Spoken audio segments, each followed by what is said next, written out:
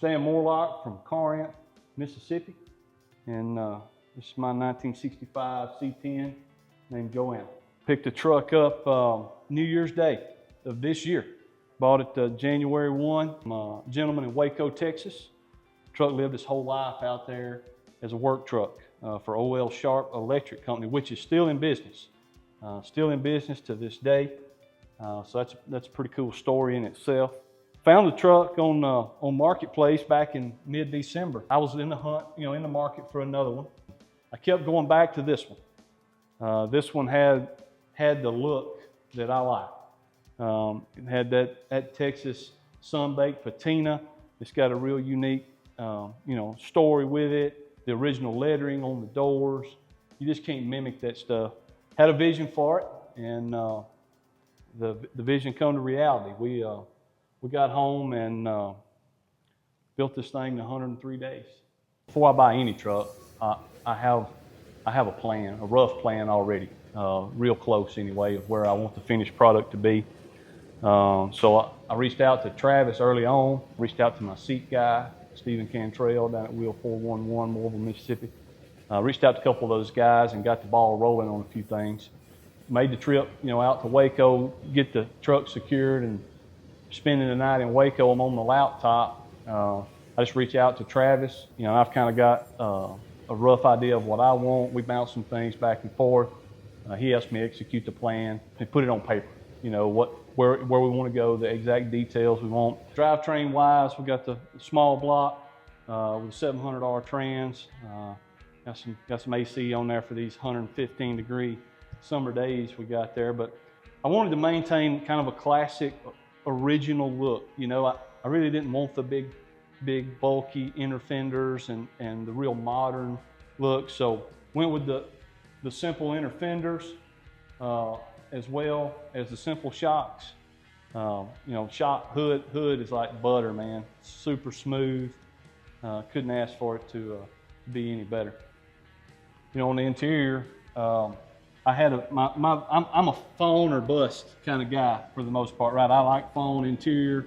I think it's the greatest thing Chevrolet ever did. But I wanted it to have a classic look.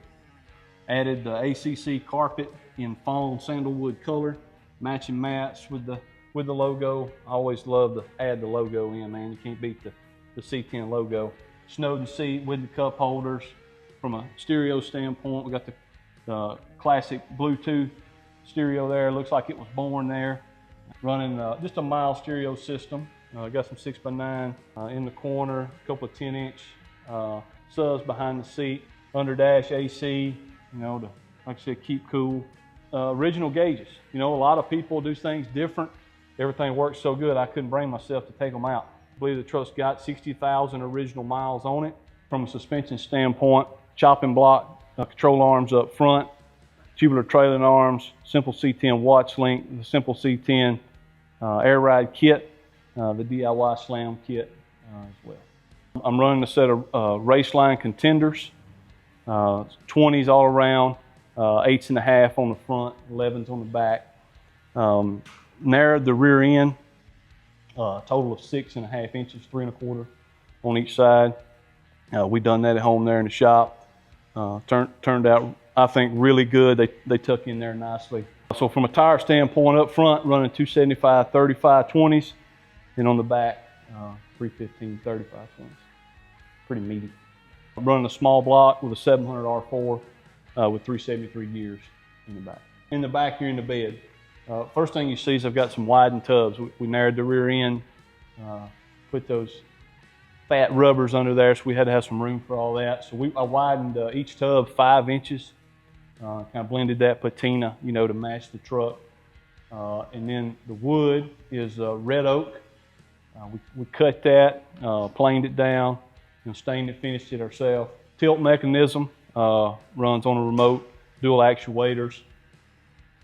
The back's trimmed out, back there around all the air ride stuff. I wanted it to flow and have the same look. I didn't want wood here and metal here, and I wanted it to have a consistent flow. I put all the air ride stuff at the back so it's easily accessible. Gas tank is actually just a standard, 63 to 72 rear relocation kit that was on the truck when I bought it. But it was mounted, from underneath the frame. Put the notch in the back, got all the suspension work done on the back, aired it out for the first time. You heard a laying frame. Well, we were laying gas tank. So had to kind of call an audible there a little bit. We had to trim the back cross seal piece about 1/4 inch off of it. Move the gas tank then up on top of the frame rail. And I got just enough room for the watch link to work with the gas tank. And then I built, kind of almost looks like some cabinet work, really. We done some woodwork up and over and around, kind of concealed that gas tank.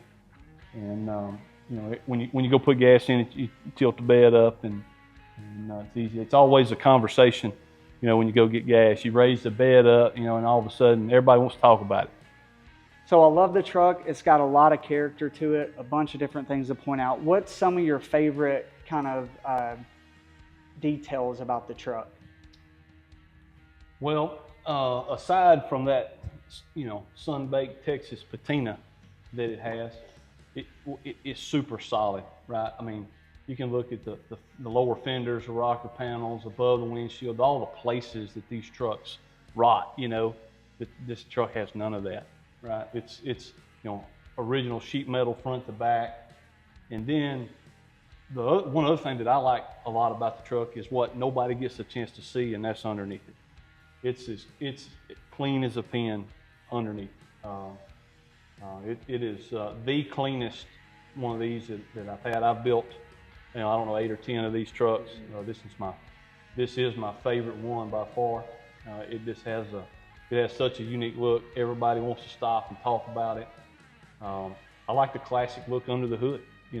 Everybody wants an LS, and I've had those, put those in and stuff. But you pop the hood, and it says I'm old school. It's got a neat look to it. And then obviously, I'm a big fan of patina, but with a super clean interior. And the interior turned out really, really well. I couldn't be more pleased with really how the whole truck has turned out front to back. As soon as we got this thing home, we tore into it right away. Me and my buddy Ron, big shout out to him. I couldn't build these things without his help, right?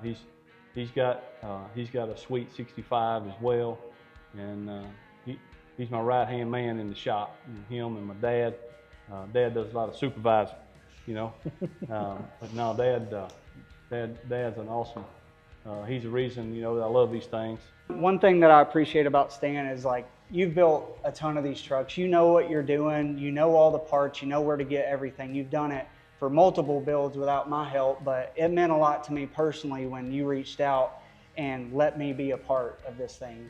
You were ready to go. You had the list. You sent it over to me. The same way I do personalized build plans of, hey, Travis, here's all the parts that I already have. What else do I need? And I come up with the list, and that's what friends do. We help each other out, and I love to be able to get you all that stuff as quick as you got it too. It was shipping quick out the next day after you ordered the stuff. So, to play a small part in builds like this, means the world to me. So when I see these trucks and just see them around, it's a sense of pride. Like, man, I didn't get the wrench on it, but I helped put together the plan for it and helped you execute it. So I just want to say thank you for that, for letting me be a part of it. Absolutely. We'll be in touch with the next one. Oh yeah, it won't be long. We're both kind of addicted to the build, right? We'll build these, we'll enjoy them for a little while, and somebody will offer a bunch of money for them, and then on to the next one, and usually we got a couple of them going on at the same time. But yeah, I try to keep one to drive and one to build. That's the way to do it. That's what I try to do as well. I'm blessed enough to be able to finally have one that's done, and then one that's in the works. Because man, if you're just building them over and over and never enjoying them, you get burnt out. But if you got one you can hop in, take it down the road, then go back to the house and wrench on it a little bit, you get kind of the best of both worlds. Yep. Hey guys, if y'all haven't yet registered for Southeastern Truck Nationals, the registration cutoff date is, I think we're like a week away or something. So go ahead and register for that show. and make sure to make it. Lebanon, Tennessee, Wilson County Fairgrounds. It's the best show, 1,700 C10 trucks. I tell everybody every year, it's like heaven for me to go and to see C10s everywhere and to be with great community and guys you love to hang out with. That is just a piece of heaven right there. So register, show up, come to the booth, check it out, check out Stan's truck here, check out Ron's truck. He's going to be bringing that truck as well. And Stan's dad's truck will be there. So yeah, come see us, hang out a minute, check the truck out, and I hope to see you there. But thanks for watching the video.